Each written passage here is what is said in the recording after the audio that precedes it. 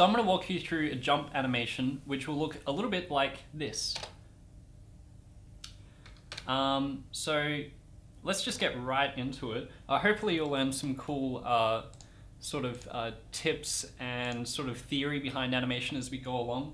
As I'm going to try and explain my thinking behind a lot of what I'm doing.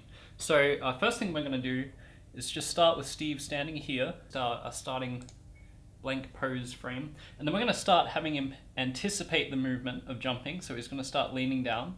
I'm going to turn on a little bit of onion skinning so I can see where he's going. I'm using Dragon Frame here and a Canon 5D Mark II with a Nikon 35mm lens. Ooh, Facebook notification.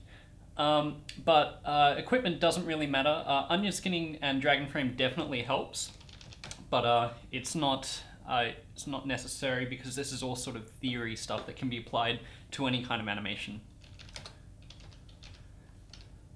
So he's going to anticipate the movement pretty hard. He's moving a bit faster in the second frame here. And then I'm going to have him pop straight up in the next frame.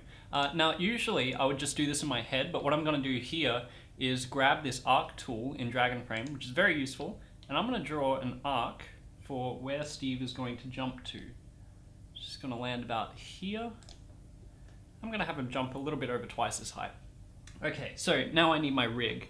So my rig that I'm using is just a piece of steel armature wire, I don't think you can really see that, with bits of blue tack on the end. It's two pieces of wire just wrapped around each other, and usually that gets most of the job done. I also do have these helping hands, which they use for soldering, and I sort of bolted a few of them together. A lot of my stop motion friends use that as well, but for this particular instance, armature wire will just do fine.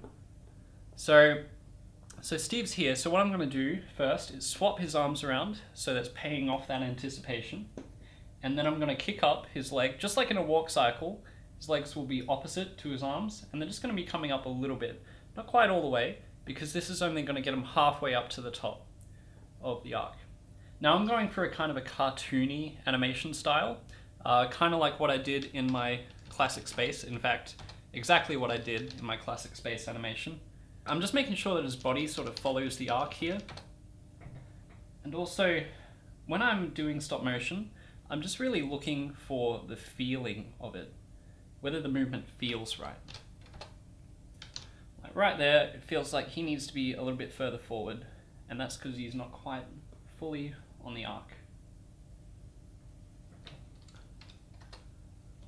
Okay, that feels good. As soon as it feels good, I take a photo. And now I'm going to have his back be quite straight. I'm going to pull his arms right out, and his legs out. So now, because he's reached the top of the arc, yeah, his back is straight instead of following sort of that diagonal, so like that. And I think he can probably go up even a little bit further. Yeah, that looks good. Okay. Now, so this is very, like I said, poppy kind of style. It's very fun and lively.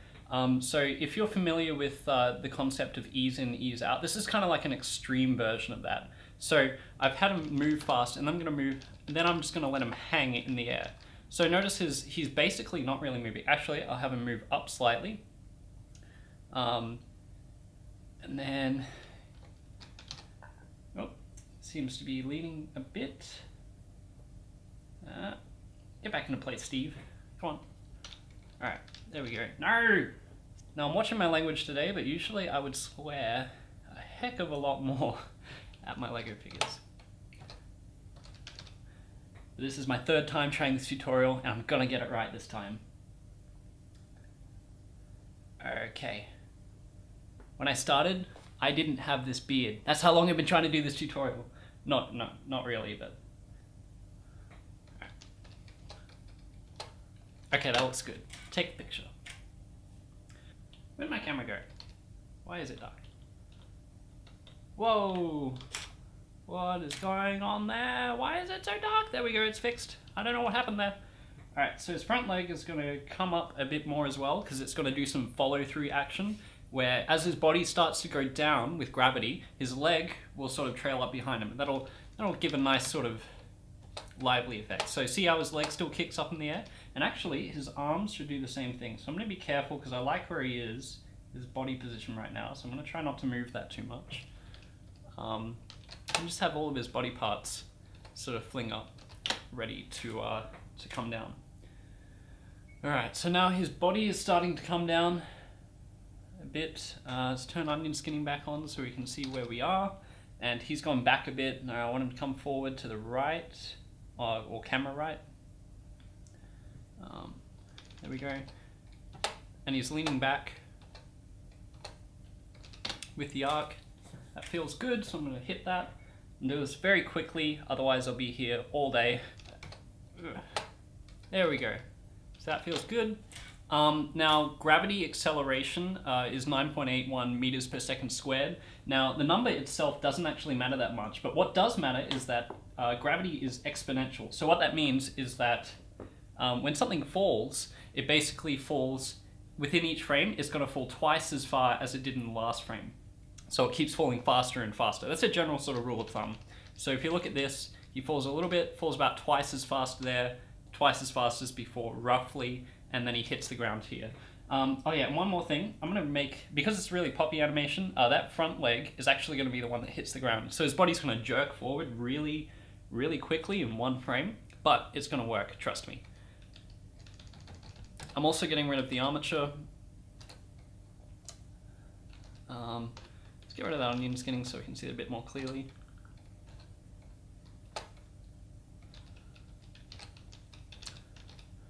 And let's have his arms come down a bit as well. We're really not going to see this frame, we're more just going to feel it. Kind of like the anticipation frame at the start, because it goes by so quickly, it's more of like an impact that we haven't really got time to register, but it is there. Alright, so I'm going to have him lean back.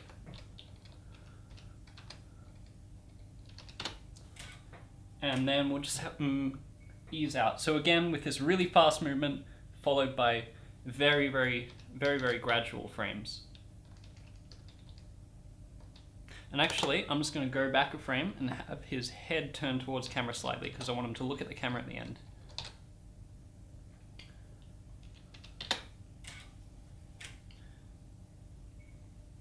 Okay, here we go. And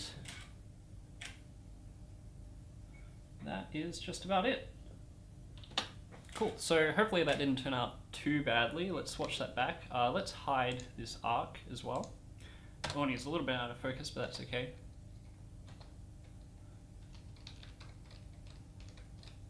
Whoa, got a bit of flicker going on there, mate. But that's just because I've really poorly planned this lighting, because I'm also lighting myself for the video, so that's why it's got a bit of flicker in there, which is not exactly perfect for the animation itself. Okay. You didn't really stick the landing there, but that's okay. We can just pretend that that looks perfect. Alright, so I'm just going to grab this last photo, extend that for 3 or so frames, whoops, and then I'm just going to go take them out of there, and we're going to get a couple shots of our clean plate. Oh yeah, a quick thing that I learned, if I go Control 2, it's just going to take 2 shots for me. So usually for a clean plate, I'll get 4 or 5 shots. This should do fine. I'm not actually going to do any masking in this tutorial. I can probably cover that in another tutorial. But yeah, so that's basically how I did that movement. If we go back and look at the take that actually looked good, which was take number 2. Oh yes, and always conform. There you go. I stuck the landing a bit better in that one as well, so you can kind of see what I was going for. So he hits the ground leaning forward. I think I might have been leaning a bit too far forward in that other one I just did. And then, boop, he pops back up, and then he goes up a little bit, and then he settles. And that one feels much better. Again, it's just practice. You never quite get it right the first time. I didn't get it quite right that time, but yeah. Animation is a lot about feeling and a lot about practice. Practice, practice, practice. So yeah, I hope this has been helpful. I hope you learned some stuff. Maybe accidentally learned some of the principles of animation, because that would be sweet. And yeah, there'll be more stuff about my graduation film, the Lonely Android. I've got my painted tunnel now in the background there. There'll be an update video up next week. So yeah, I'll see you guys soon. And more streaming should be happening soon. Follow me on Twitter for updates. Cheers!